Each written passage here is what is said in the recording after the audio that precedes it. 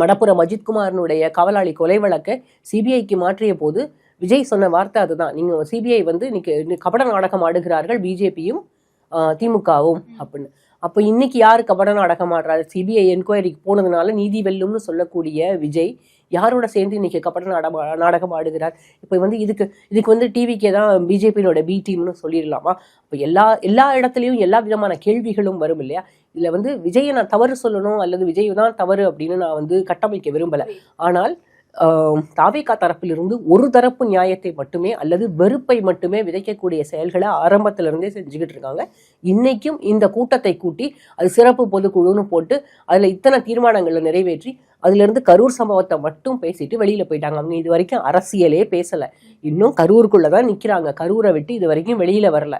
அவங்களுக்கு செந்தில் பாலாஜியும் அன்பில் மகேஷையும் தாண்டி இப்போ வரைக்கும் அரசியல் செய்யவே தெரியல. முதலமைச்சரை இன்னைக்கு விமர்சனம் செய்து பேசியிருக்கிறார். ஆனால் அதுல வந்து செந்தில் பாலாஜியை பத்தி பேசுறாரு ஆதவர்ஜுனா, அன்பில் மகேஷை பத்தி பேசுறாரு. அன்பில் அழுததை வந்து அவ்வளவு விமர்சனம் செய்யறாரு. அது வந்து டிராமான்னு சொல்லி கபட நாடகம் போடுறாங்க. அன்னைக்கு வந்து அந்த ஹாஸ்பிட்டல்ல இருந்த நிலையை வந்து தாவேகாவினர் யாருமே வந்து பார்க்கல. இறங்கி கிளம்பி போயிட்டாங்க. ஓடி போயிட்டார் முதலமைச்சர்னு சொல்றாரு ஆதவர்ஜுனா. ஓடி போனது யாரு? எல்லாருக்குமே அது வெட்ட வெளிச்சமா தெரியும்.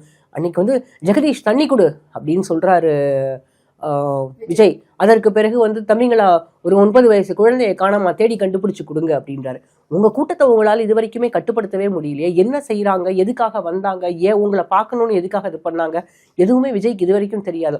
அங்க இருந்தவங்கள்ட்ட எத்தனை பேர்கிட்ட விஜய் இது வரைக்கும் பேசியிருக்காரு? சரி, நீங்க எல்லாமே மௌனமா இருந்து வீட்டுக்குள்ள பூட்டி அறைக்குள்ளேயே இருந்து எல்லாத்தையும் செய்துட்டீங்க அப்படின்னா இதே ஆதவர்ஜுனாவையும் இதே நிர்மல்குமாரையும் இதே புசி ஆனந்தையும் இதே அருண்ராஜையும் வச்சு வெளியில நீங்க பேசியிருக்கலாம் தானே எல்லாத்தையும். ஏன் இது வரைக்கும் விஜய் எதையுமே சொல்லல? அவருக்கு வந்து என்னை பொறுத்த வரைக்கும் திரும்பவும் அவரை வந்து டிஎம்கே வர்சஸ் டிவிகேன்னு கட்டமைக்கிறதே ரொம்ப தவறான ஒரு அரசியல்னு நான் நினைக்கிறேன். தமிழ்நாட்டை பொறுத்த வரைக்கும் இருதுருவ அரசியல் தான்.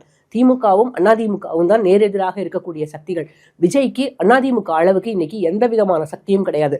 சர்வே சொல்லுது 23% ஓட்டு, அவருக்கு 30% ஓட்டு. இதெல்லாம் சும்மா கட்டுக்கதை. இன்னைக்கு அவர் கூட மேடையில் இருந்த ஒருத்தர் கூட இது வரைக்கும் ஒரு எலெக்ஷன் கூட கண்டெஸ்ட் பண்ணல.